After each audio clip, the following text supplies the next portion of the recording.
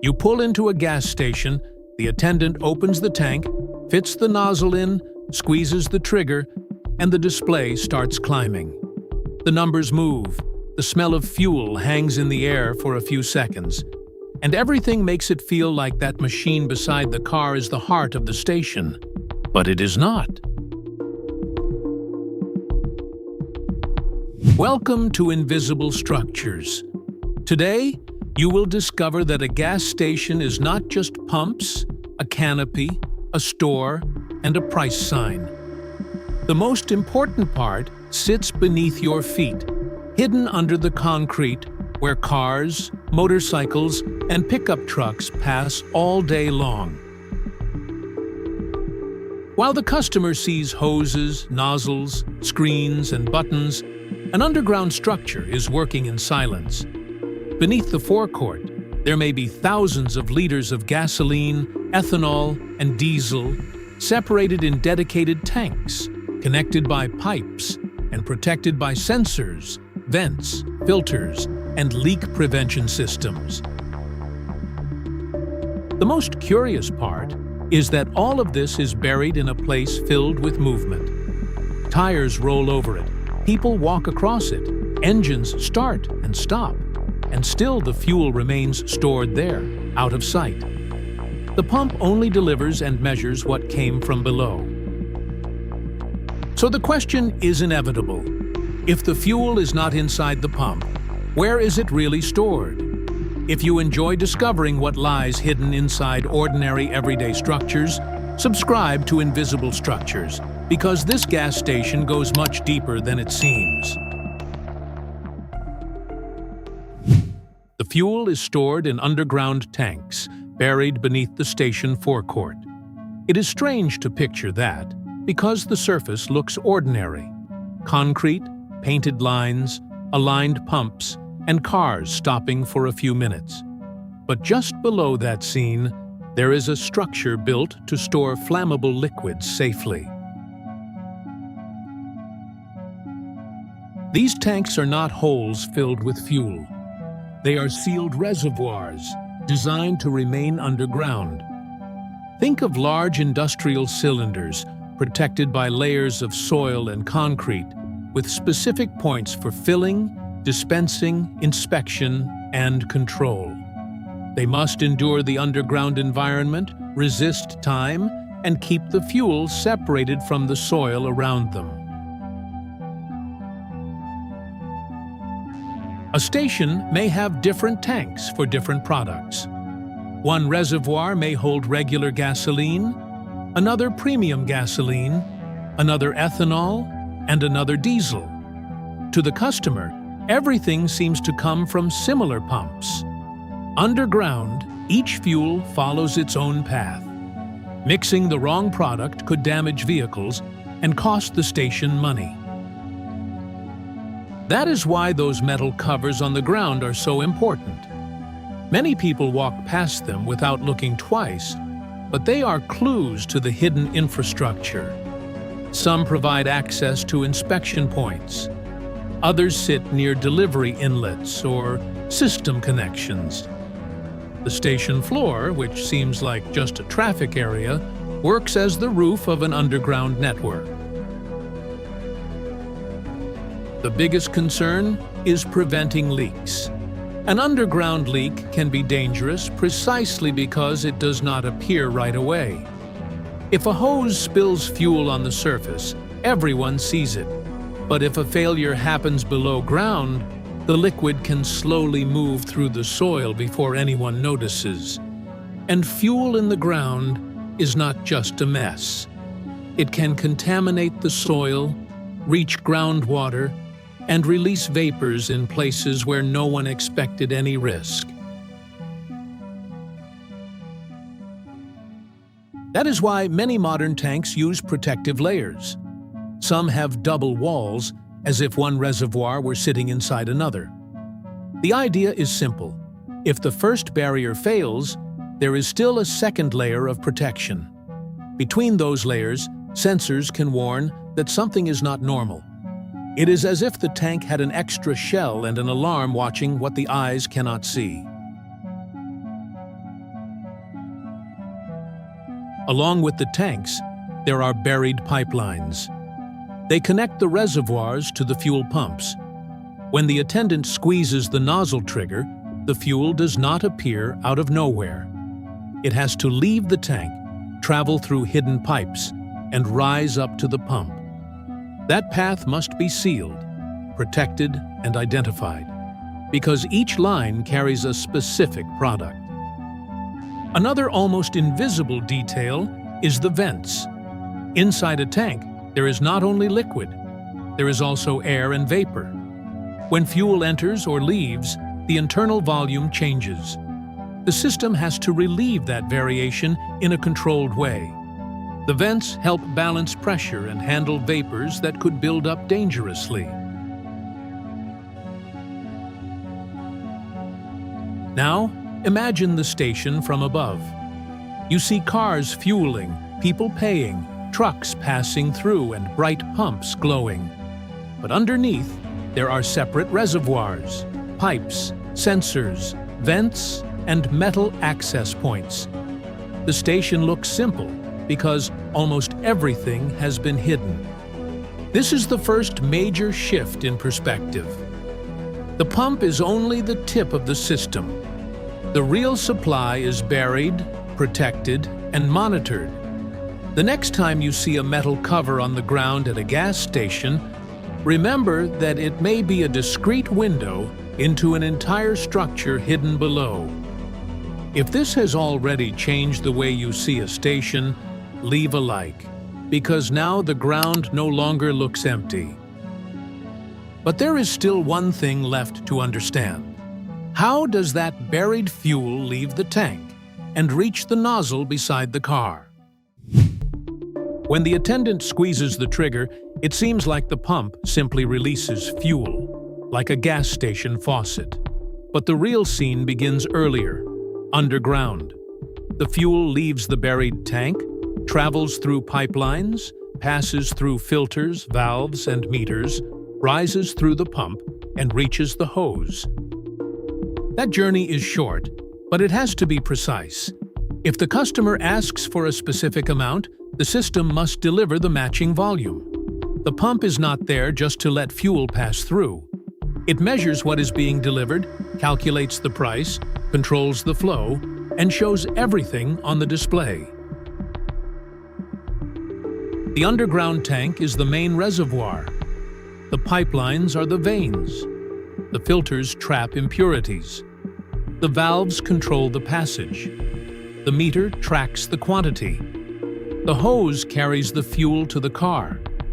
And the nozzle is the final point before the liquid enters the vehicle's tank. There is also a famous detail. The nozzle shuts off by itself when the car's tank is full.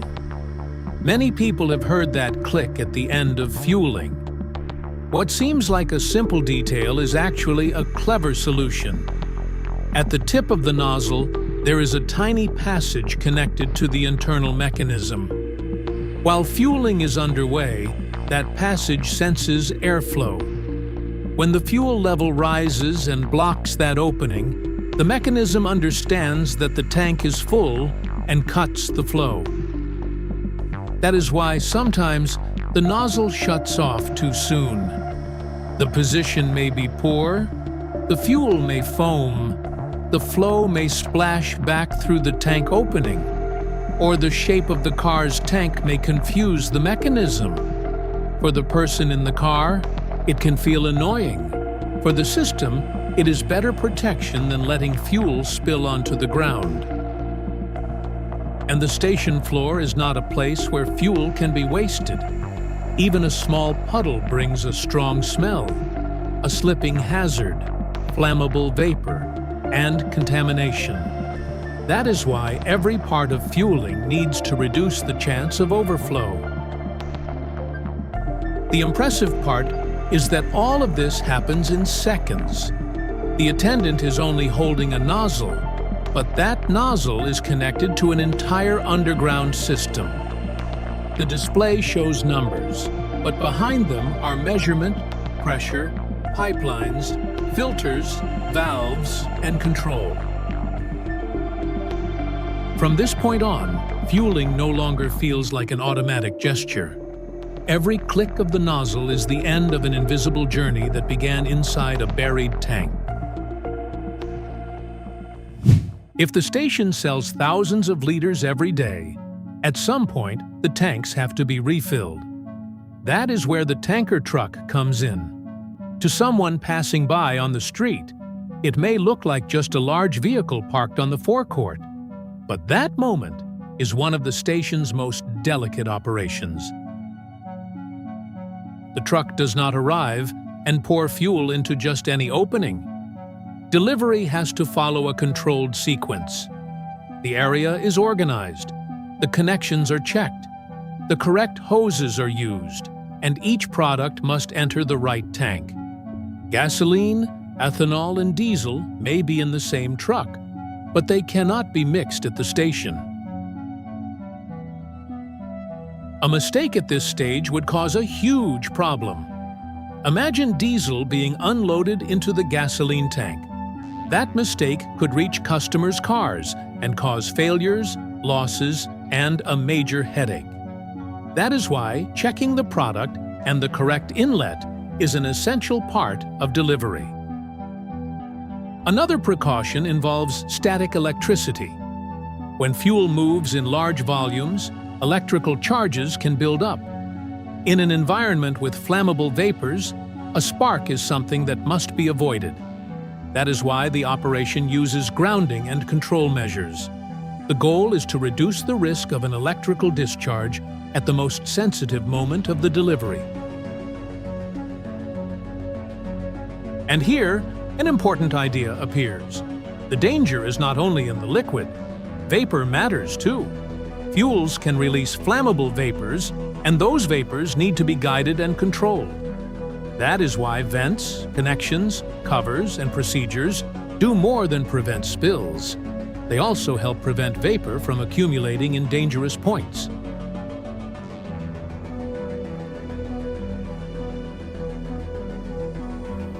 During delivery, the fuel leaves the truck through hoses and enters the underground system through specific inlets. The flow has to be monitored because the tank cannot receive more than it can safely hold. If it goes past the limit, the problem can appear on the surface as a spill, a strong smell, and a risk to people, vehicles, and the environment. There is also the issue of water. If water enters the tank, it can contaminate the fuel. This can happen because of poor sealing, infiltration, a faulty cover, or other system problems. To the customer, the fuel looks the same on the pump display. But if it is contaminated, the vehicle may feel it later.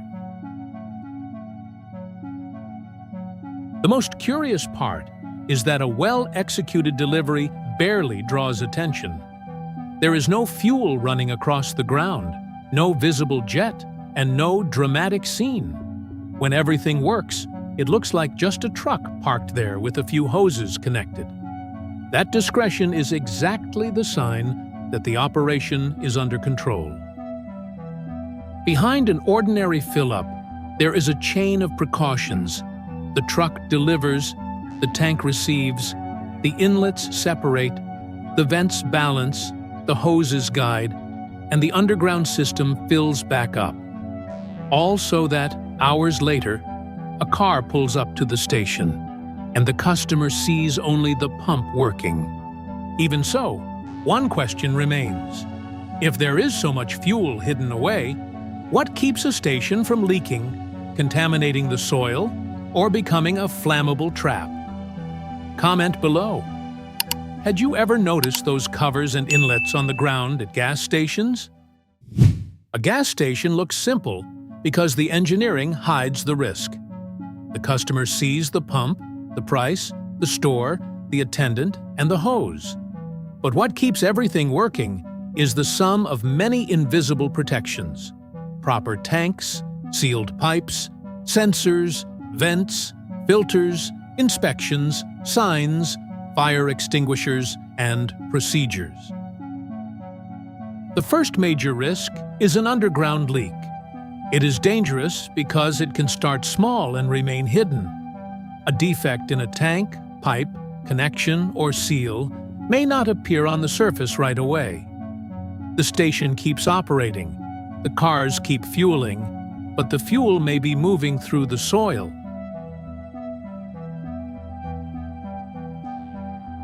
When that happens, the problem is no longer just lost product. Fuel below ground can contaminate soil and water. Depending on the location, it can reach sensitive areas before it is detected.